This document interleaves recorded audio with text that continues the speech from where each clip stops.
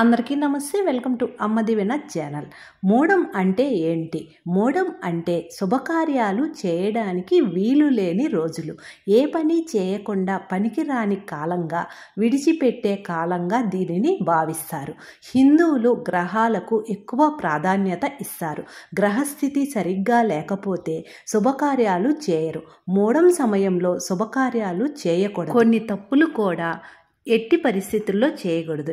ఎందుకు మూఢం వస్తుంది? ఈ సమయంలో ఎందుకు శుభకార్యాలు చేయకూడదు? మూఢం అనేది రెండు రకాలు. గురు మూఢం ఒకటి, రెండవది శుక్రమూఢం అని అంటారు. ఇప్పుడు వచ్చేది జూన్ 10వ తేదీ నుంచి జూలై 8వ తేదీ వరకు గురుమూఢం. ఈ సమయంలో జాగ్రత్తగా ఉండాలి. ఎటువంటి శుభకార్యాలు చేయకూడదు. ఈ మూఢం రోజుల్లో శుభకార్యాలు చేస్తే ఇంట్లో చెడు సంఘటనలు చోటు చేసుకునే అవకాశం ఉంది. మూఢం సమయంలో శుభకార్యాలు చేస్తే ఆర్థిక నష్టం కూడా కలగవచ్చు.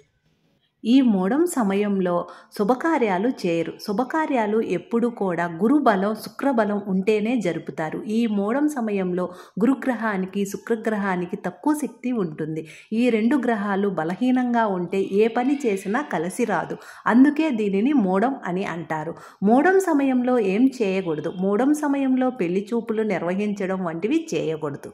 పెళ్ళిళ్ళు కూడా ఈ సమయంలో జరపకూడదు. ఒకవేళ పెళ్ళిళ్ళు జరిపిస్తే కొత్త దంపతుల మధ్య సఖ్యత ఉండదు. గొడవలు పడుతూ ఉంటారు. విడిపోయే అవకాశాలు ఉన్నాయి. శుభకార్యాలన్నీ ఈ మూఢం సమయంలో ప్రారంభించకూడదు. అలా చేస్తే చెడు జరిగే ప్రమాదం ఉంది. లగ్న పత్రికలు రాసుకోకూడదు. పెళ్లి పత్రికల జోలికే వెళ్ళకూడదు. మూఢం సమయంలో పెళ్లి మాటలు మాట్లాడడం కూడా తప్పు. పసిపిల్లలకు పుట్టు వెంట్రుకలు తీయించకూడదు. కొత్త వ్యాపారాలని మొదలు పెట్టకూడదు. పుట్టు వెంట్రుకలు ఈ సమయంలో తీస్తే పిల్లలకు దీర్ఘకాలిక అనారోగ్య సమస్యలు వచ్చే అవకాశం ఉంది. చెవులు కుట్టించకూడదు. కొత్త వాహనాలు కొనుగోలు చేయరాదు. శంకుస్థాపన చేయడం వంటివి కూడా చేయకూడదు. ఈ సమయంలో కొత్త ఇంటిలోకి మారడం, సొంత ఇంటికి వెళ్ళిపోవడం లాంటివి చేయకూడదు. అలా చేస్తే కుటుంబ సమస్యలు వస్తాయి. దేవుడికి మొక్కులు చెల్లించుకోవడం కూడా ఈ మూఢం సమయంలో చేయకూడదు. వ్రతాలు చేయడం, విగ్రహ ప్రతిష్టాపనలు లాంటివి కూడా చేయకూడదు.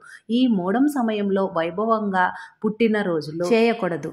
చెరువులు తవ్వడం, కొత్త వ్యాపారాలు మొదలు పెట్టడం, ఇంట్లో బంగారాన్ని తాకట్టు పెట్టడం ఇలాంటివి చేస్తే లక్ష్మీదేవి ఇంటి నుంచి బయటకు వెళ్ళిపోతుంది. మూఢం సమయంలో ఏం చేయవచ్చు?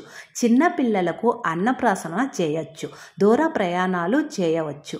ఇంటికి ఏమైనా చిన్న చిన్న మరమ్మతులు ఉంటే కూడా చేయించుకోవచ్చు. భూములు అమ్మడం, భూములు కొనడం వంటివి చేయొచ్చు. అగ్రిమెంట్లు రాసుకోవడంలో తప్పు లేదు. రిజిస్ట్రేషన్లు చేయించుకోవడం లాంటివి కూడా చేయొచ్చు. విదేశాలకు వెళ్ళడం, కొత్త ఉద్యోగంలో చేరడం వంటివి చేయొచ్చు. కొత్త బట్టల్ని కొనుగోలు చేయొచ్చు. ఏదైనా పుణ్యక్షేత్రానికి వెళ్ళొచ్చు.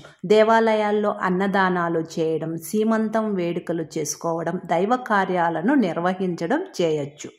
నవగ్రహ శాంతులు, హోమాలు చేయించుకోవచ్చు. మూఢం సమయంలో బాలింతలు, గర్భిణీలు ప్రయాణం చేయడం మంచిది కాదు.